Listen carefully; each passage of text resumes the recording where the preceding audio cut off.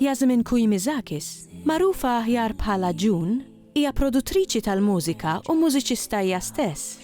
Fir-rokna li jmiss, tkellimna ma' Yasmin dwar il-kanzunetta Orqod u dwar xogħol ieħor bil-sinna.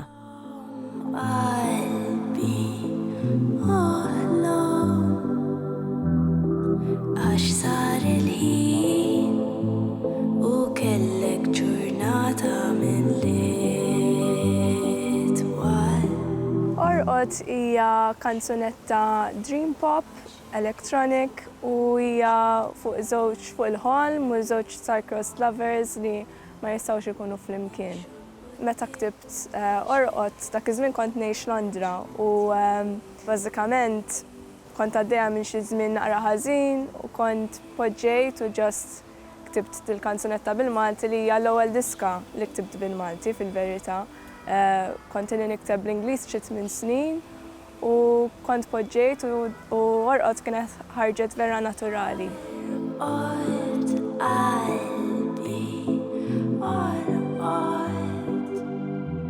Ma kienitx għażla illi nikteb bil-Malti, nħoss li ħarġet vera naturali. U infatti għalhekk kien nixtieq illi meta nikteb bil-Malti ma nisforzaħħiex.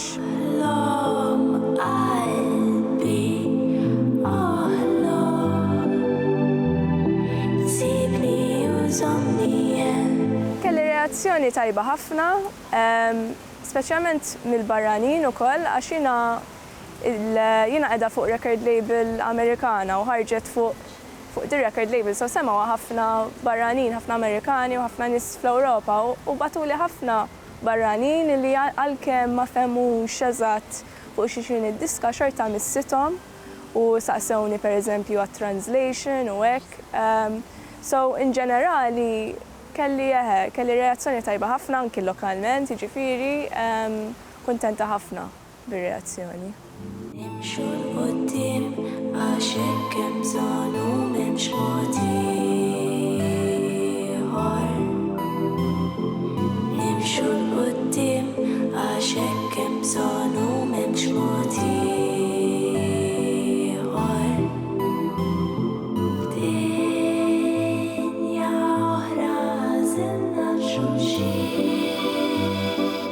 Il-lingwa u anke l-mużika taqadna ħafna flimkien u speċjalment għax ma tantx daqshekk nies fid-dinja li jitkellmu bil-Malti, so illi għandna kanzunetti bil-sinna hija ħaġa sabiħa ħafna naħseb u importanti biex taqadna flimkien. U anki għall-barranin hija ħaġa sabiħa li jarawna nagħmlu għandna l-arti tagħna, l-mużika tagħna, l-kanzunetti tagħna bil-Malti.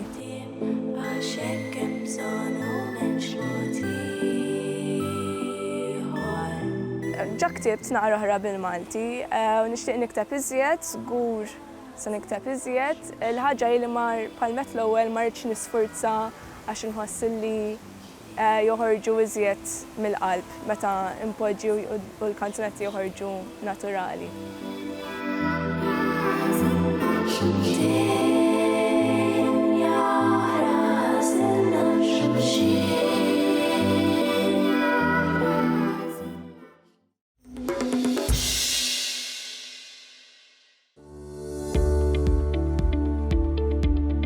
Ir-rota daret dawra kważi sħiħa huwa l-ewwel romanz tal-awtriċi Nadja Mifsud, romanz li fost l-oħrajn jesplora relazzjoni bejn l-omm u l-bint.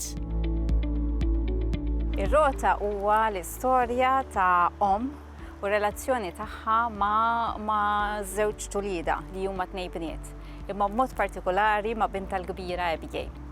Hija relazzjoni daqsxejn ambigwa, hemm daqsxejn ta' konflitti minkejja l-imħabba estrema li din l-omm kellha lejn bintha Abigail. Abigail jiġri xi ħaġa fir-romanz li mhux ħanejt x'inhi biex min ikun irid jaqrah ikun jista' jaqrah.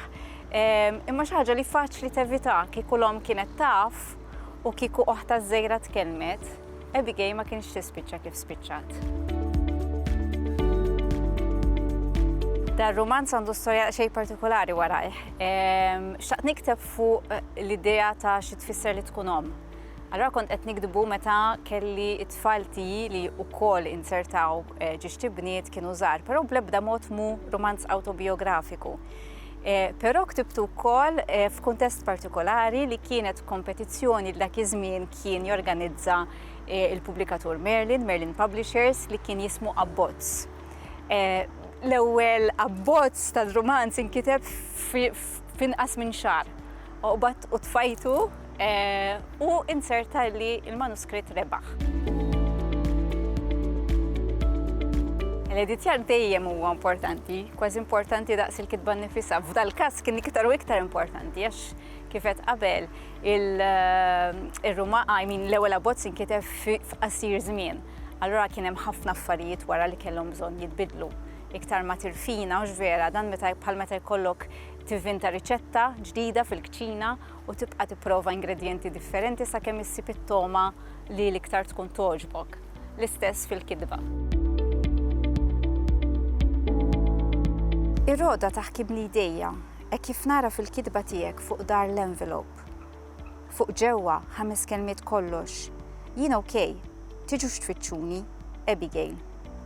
Narem, hej, xej, mank data, mank naqra spiegazzjoni, mank ħiel imqarċ kejken ta' fejn qiegħda, mank skużawni jekk inkwetajtkom, mank ma, pa, ximkien, ma tarax. 5 kelmiet kollox, imħarbxin bil-ħatfa fuq biċċa karta bajda banali, ġew envelop abjad banali u timbru tal-posta nofskedda. Inutli l-ħars ċass jipprova jinfet l-ispazji ta' bejn il-kliem, jipprova jħaffer forsi jsib xi tifsira oħra moħbija fil-liwja tal-ittri. Ħalqi u moħħi xotti daqs kliemek. Possibbli tobodna daqstant. Naħseb li dejjem hemm u għandu jkun hemm rabta bejn il-letteratura u l-politika sa ċertu punt. Issa ċertu awturi jagħmluha b'mod iktar dirett forsi minni, imma meta tqis li f'pajjiżi fejn pereżempju jkun hemm dittatura, ħafna drabi l-ewwel nies jew fost l-ewwel nies li jispiċċaw f'periklu anke għal ħajjithom kultant jew inkella jispiċċaw il-ħabs ikunu l-kittieba. U naħseb li mhijiex kombinazzjoni din il-ħaġa. Ir-romanz ma jitkellimx fuq abort, imma l-kwistjoni ta' abort qiegħda preżenti. Jiġifieri mhijiex it-tema prinċipali imma huwa preżenti. Jiġifieri jista' jkun minn dak il-każ illi għaliex jiena naħseb li għad irid ikun hemm dialogu forsi ftit iktar miftuħ dwar din il-kwistjoni, xtaqt li ndaħħalha fir-romanz tiegħi.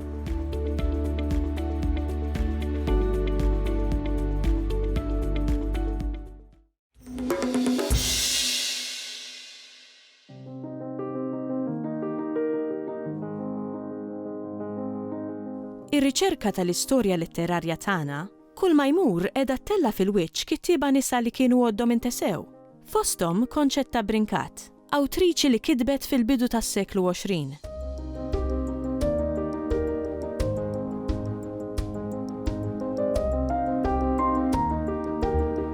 Konċetta Brinkat twildet fl-1971. Xed l-Alġerija sakemm kellha 14 sena u mbagħad ta' 16 sena ġiet Malta, nafu li bejniethom kienet Franza wkoll. U nafu li kienet mara miż-żewġa tgħix ta' sliema u kellha xart tfal.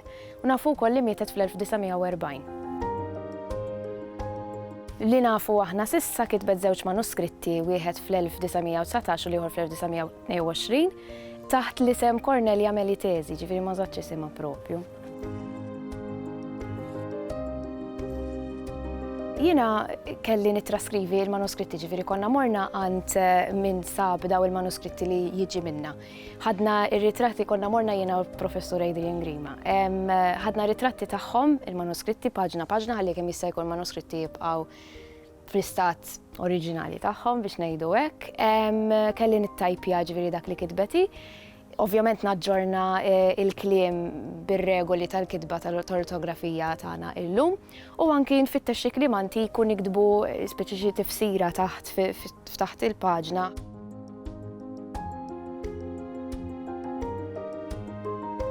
Naħseb il-ġeneri tar-romanzi nistgħu ngħidu li huma sentimentali żgur għaliex tibbaża ħafna fuq l-emozzjoni tal-karattri tagħha. Huma storiċi żgur ukoll għax it-tnejn li huma iseħħu fi żmien storiku speċifiku, differenti imma speċifiku it-tnejn li huma. U huma gotiċi wkoll għaliex l-ambjent huwa f'kastelli jew x'imkien imwarrab u barra minn hekk jibbaża ħafna fuq il-biża' u l-misteru. Wieħed minnhom Lewis mitluf ġewwa l-Bosk kien fuq puntu dan it-tifel li jintilef ġo Bosk li ġej minn familja sinjura. Dak kien fi Franza, l-ambjent tiegħu fi Franza. Fi żmien ir-Revoluzzjoni, jiġifieri ovvjament kien hemm ħafna taħwit u problemi. U insomma jridu jfittxu dan it-tifel biex ma nagħtix wisq dettalji. U l-ieħor kien fi żmien ir-Rumani. Jkollok daw żewġ karattri koppja miż-żewġa, ir-raġel jinġabar mir-Rumani bħala skjaf u l-mara tmur wara speċi biex tipprova issalvah. U l-istorja tkompli minn hemmhekk.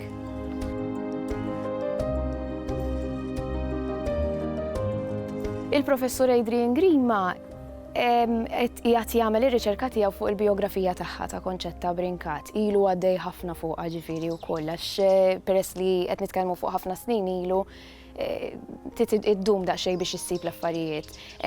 Però qiegħed ifittex anki pereżempju dwar is-safar meta ġietu dawn l-affarijiet. Barra minn hekk speċi qed jerġa' jdur ir-rumanz kollu biex jekk ikun hemm xi kliem li speċi rridu nirreferu sew għalih. Tinsix li dan kien miktub bl-idejn, allura mhux dejjem ikun ċar jidher sew x'hemm miktub. Jiġifieri jiena stess jiena unitajp ġieli kien ikolli dubju allura nimmarkhom u mbagħad nitkellmuhom flimkien pereżempju. Ġifieri għadna rridu nduru dak it-tip ta' kliem, apparti minn hekk anke nduru dawk li forsi għandhom bżonn xi tifsira aħjar jew nispjegawhom daqsxejn iżjed fid-dettall jew niddeċidu isma' se nħallu lilhom jew nibdluha xi ftit.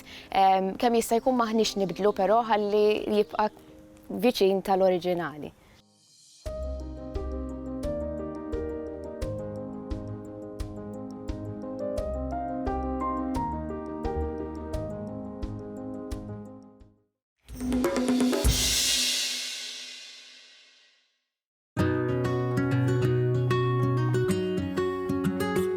Isem jagħti dinjità. Fi żmien meta s-siwi tas-siġar qed isir ħafna aktar ovvju, jagħmel sens li nitalmu aktar dwarhom u li narfuhom b'isimhom. It-tim tagħna ltaqa' mal-botaniku Jeffrey Xiberras li tkellem magħna dwar l-ismijiet Maltin tas-siġar. Kelma indiġena tfisser meta jkollok speċi li hija naturali tal-post imma tinstab postijiet oħra f'każ ta' Malta relatata ma' gżejjer fil-Mediterran. Ġiet ngħidu fil-każ li qed naraw da s-siġar fuqna iż-żnuber hija indiġena l-Malta u kif ukoll indiġena għal pajjiżi tal-Mediterran. Eżempju oħra ta' siġar indiġeni nistgħu nsibu wkoll mħawlin f'dal park għandna siġar ta' Ġuda li wkoll pa' żnuber x'aktar sabu l-fossils li nsabu f'Malta u tinstab f'posti oħra fil-Mediterran. Kelma endemiċi, bil-singular endemika, tfisser għal speċi li tinstab biss f'post wieħed. Bażikament speċi aljeni jew eżotiċi huma dawk l-ispeċi introdotti mill-bniedem ma ġewx naturali, ma ġewx b'mezzi naturali ma introduċihom il-bniedem, issa jista' jkun introduċihom b'mod accidentali jew nkella b'intenzjoni li jkunu jintużaw għal da. Però uħud minnhom tant kemm adattaw għall-klima tagħna li bdew jinfirxu jkatru waħedhom u saru speċi invażivi. Mhux kull speċi aljena għandha isem Malti, speċjalment dawk li huma speċi riċenti m'għandhomx isem adattat għal issa isem Malti. Isem li mill-isem Latin miktub għall-isem Malti għal speċi aljena ta' siġar hija l-eukaliptus. L-eukaliptus tinkiteb kemm bil-Latin u kif ukoll fonetimikament bil-Malti. Malta għandna madwar 60 speċi protetta ta' siġar. U hemm ħafna minnhom il-maġġoranza huma komuni u xi wħud huma rari. Fosthom li huma mħawlin komuni għandna il-ballut, iċ-ċipress, sa daw jaqgħu wkoll taħt kategorija oħra li huma arkeofiti li ġew introdotti fi żmien l-antiku u issa saru parti mill-flora salvaġġa tal-Gżejjer Maltin. Eżempji ta' siġar, diversi siġar li nsibu il-ħarruba li tinstab l-iktar viċin l-LEA antiki, kif ukoll insibuha fix-xari, tikber waħda fix-xari.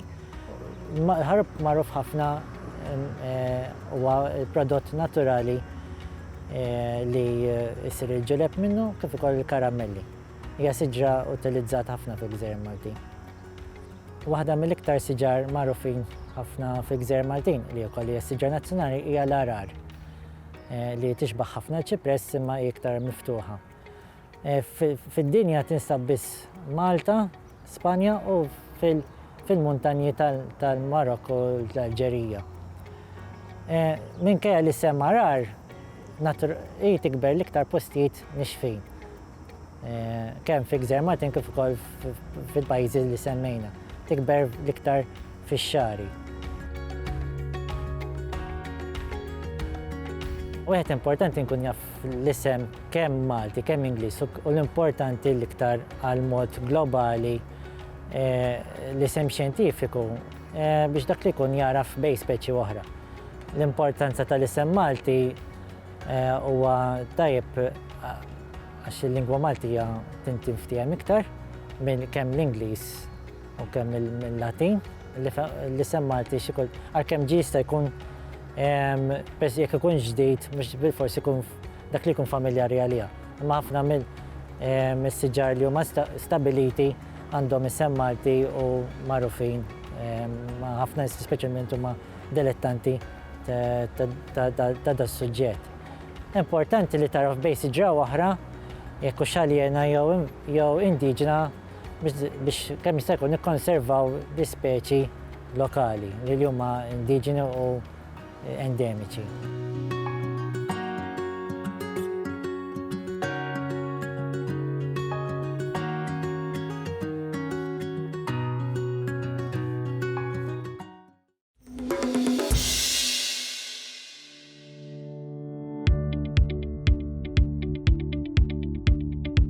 Il-logħob huwa importanti għall-mistrieħ, daqskemm huwa importanti għat-tagħlim.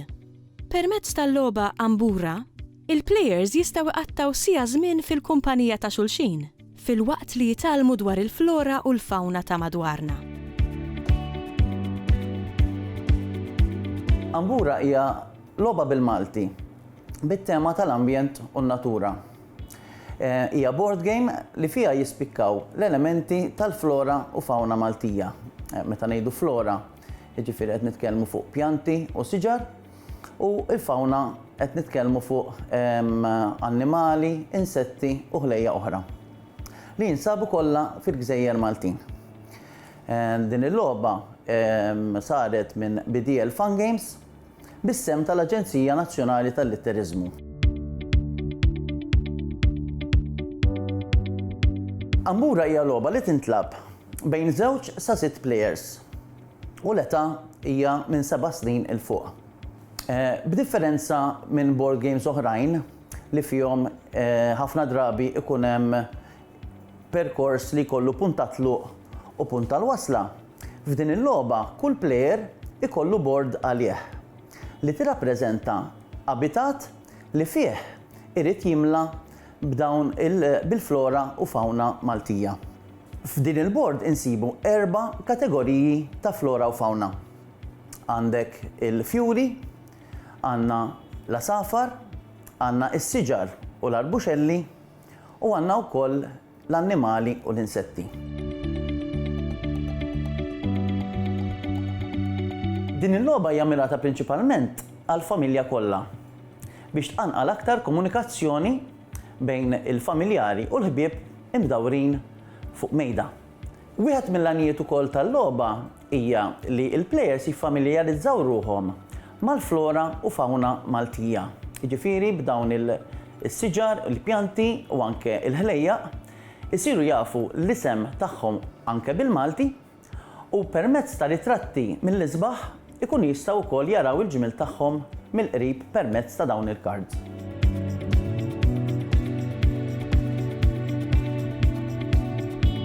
Hemm żewġ elementi importanti li jagħmlu din il-logħba waħda eċitanti u dinamika. Fuq naħa għandek l-istrateġija li juża kull plejer biex permezz tagħha jimla l-abitat tiegħu b'dawn il-cards tal-flora u fawna. Imbagħad fuq naħa l-oħra għandek dak l-element li nsibu f'ħafna minn logħob simili li huwa l-element tax-xorti.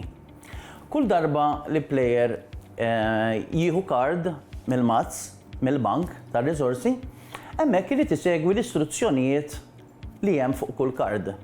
Issa f'dawn l-istruzzjonijiet huwa jkun jista' jinnegozja, jibdel riżorsi u anke jieħu mingħand plejers oħra xi kart partikolari li jkollu bżonn biex jibni l-abitat tiegħu. M'għandniex ngħidu, logħba oriġinali bħal din tieħu ħafna xogħol.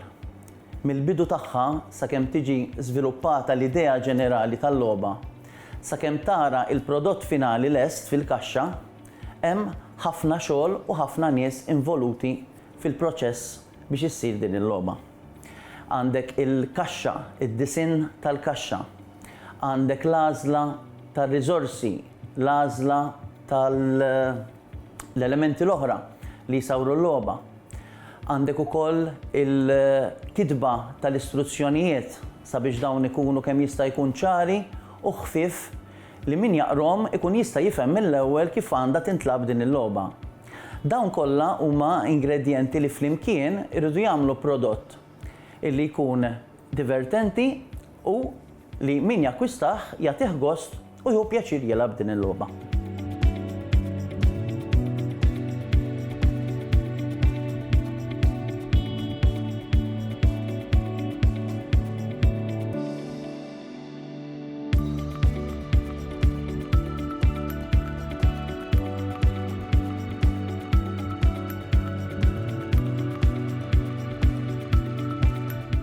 Il-Sinna jixtieq jirringrazzja lill-Aġenzija Nazzjonali tal-Litterizmu, lill-Ministeru għall-Edukazzjoni u x-Xogħol, lill-Kunsill Nazzjonali tal-Ilsien Malti u lid-Dipartiment tal-Malti fil-Fakultà tal-Arti l-Università.